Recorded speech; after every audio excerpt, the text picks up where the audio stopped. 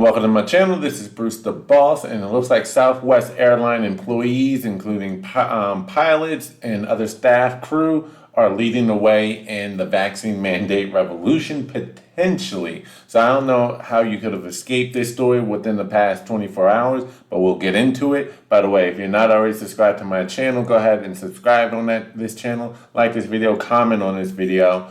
Let's get into it. So I started seeing this story trend on social media last night, but there was no official confirmation from legacy media, so I wanted to hold off on saying anything for the better part of last night and even throughout the day today. In fact, if you look here, I'm on Fox Business, and this was just updated an hour ago, and even then, while there was no official wording from anything from legacy media, by the time this morning rolled around, this was pretty much the uniform story that we heard from legacy media and or officially from Southwest Airlines, is that these were delays in upwards of close to 2,000 total flight cancellations, about 1,800 over the course of the weekend and another 300 plus today, Monday. And it was mostly due, as we scroll down here, they're saying, due to operations blamed on air traffic control issues and weather. And the carrier canceled nearly 350 more flights as of 9 a.m. Eastern Standard Time, according to the flight tracker. Even still, they're committed to facing continued weather challenges. Although we have, quote, some new weather in parts of our system today, operations has vastly improved from the weekend, with much smaller number of cancellations linked to our weekend recovery efforts.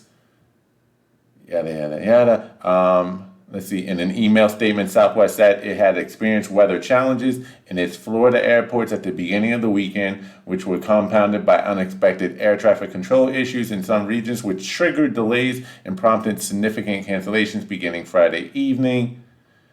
All right, and the issues were not, and they couldn't emphasize this even more. Look at the quotation marks.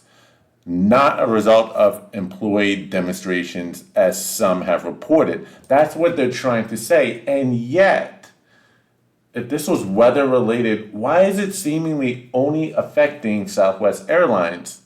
You would think United, American, and of all airlines, Spirit would be experiencing the same thing, because last time I checked, weather in a particular region should affect everyone equally. I don't know how it skips one company to another, but that's very weird. And then a lot of other things started popping up on social media, such as, let's see here, we have this video actually popped off. Let me play it real quick.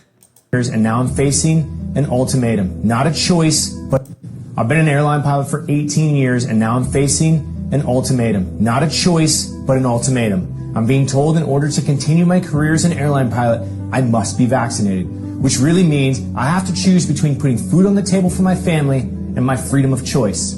Whether you believe in vaccination is the right thing to do or not, the situation goes far beyond health. We, the American people, have fought for freedom for 257 years.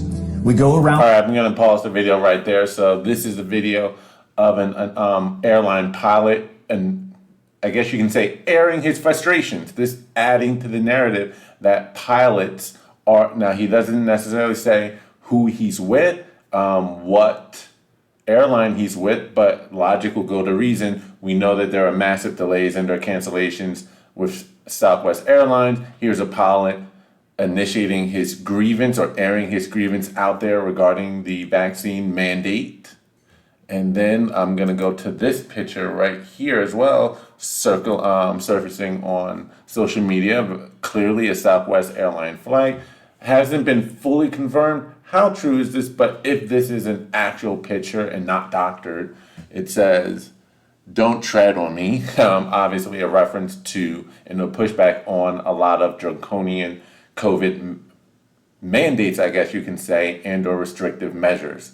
So there seems to be a big movement from legacy media and the corporate heads of Southwest to say this has nothing to do with a vaccine mandate protest amongst its employees, despite all of the ramblings from everyone else on the ground, non-official, saying otherwise. I believe there's a strong possibility that this is a cover-up from Southwest Airlines in order to underplay and or not encourage further protests, because if word gets out that this was in fact a vaccine mandate protest, then employees, will start to realize that, you know what, we have more power than they think we do, or they're trying to say we do. I always like to say, you as an employee may not run the company, but you make the company run. And don't ever forget that it's not the other way around. They can force these mandates out there and make you think you have no choice. But if just a percentage of employees, it doesn't have to be an overwhelming majority or 100%. You just need a significant and or decent percentage number of individuals to cause the whole gears or cogs to grind to a screeching halt and stop the machine and possibly turn the tide on this vaccine mandate that could take this country, if not the world as a whole, that seems to already be heading in that trajectory in countries like Canada and Australia, to unseen and or unprecedented levels that generations from now may never recover from, if we're getting to the point where you do not have full autonomy over your body. And I believe that this could be a turning point, especially with the fact that OSHA has not, from my understanding, and please feel free to correct me if I'm wrong in the chat if you can find an exact link. President Biden, thank you, Brandon, made an announcement on Thursday, September the 9th, regarding requiring or asking OSHA to put in a mandate on even private companies with 100 or more employees, the forced vaccine mandate among all employees, whether you're remote or not. If you have 100 or more employees, you must comply. They talk about a testing option, but that doesn't seem to be the case. But where I was going with this was OSHA hasn't made an announcement yet. They haven't drafted up that legislation, or ruling, I should say, if I'm not mistaken. Feel free to correct me if I'm wrong. Today is Monday, October the 11th, 2021.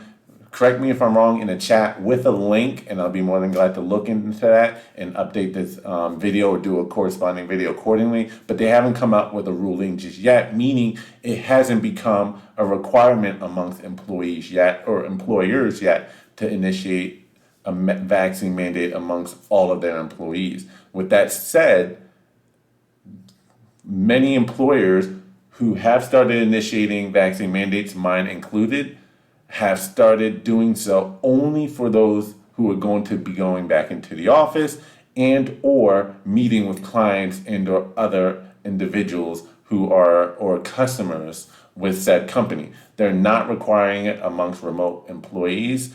And for those other companies who are returning back to the office and or meeting customers, a lot of companies have not required vaccines amongst their employees either, because they're not compelled to do so yet. At most, they may apply certain CDC guidelines like social distancing, masking, but have not outright required it. But the OSHA ruling could force their hand and change that for all employers with employees of more, employers with 100 or more employees. Well, that ruling hasn't come yet, and more pushback like this can make sure that that shoe never drops.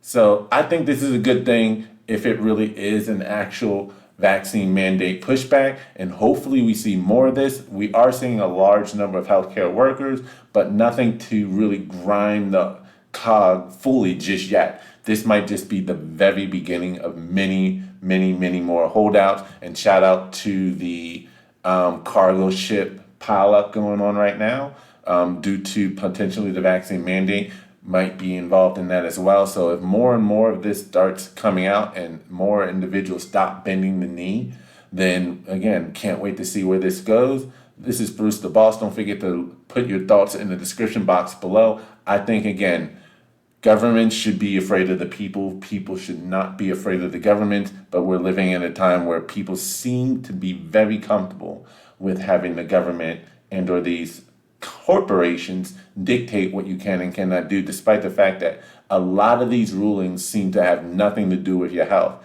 Because again, I would repeat and say, what in the world do you need to be vaccinated for or jabbed if you're working remote? At the end of the day, I always say, consult with your doctor, and that should be the official line no matter what. But for a company standpoint, how can you say you're arguing health when or university campuses, how can you say this is about health when you are working fully remote in many cases? How can you say that this is about health when you're requiring it of individuals who have already had the virus and have fully recovered and have the natural immunity offered to them, which according to the latest Israel study shows has 13 times greater protection for those who had the virus, recovered with no jab, than those who had 2 doses of the Pfizer, 13 times greater protection than those who had 2 doses.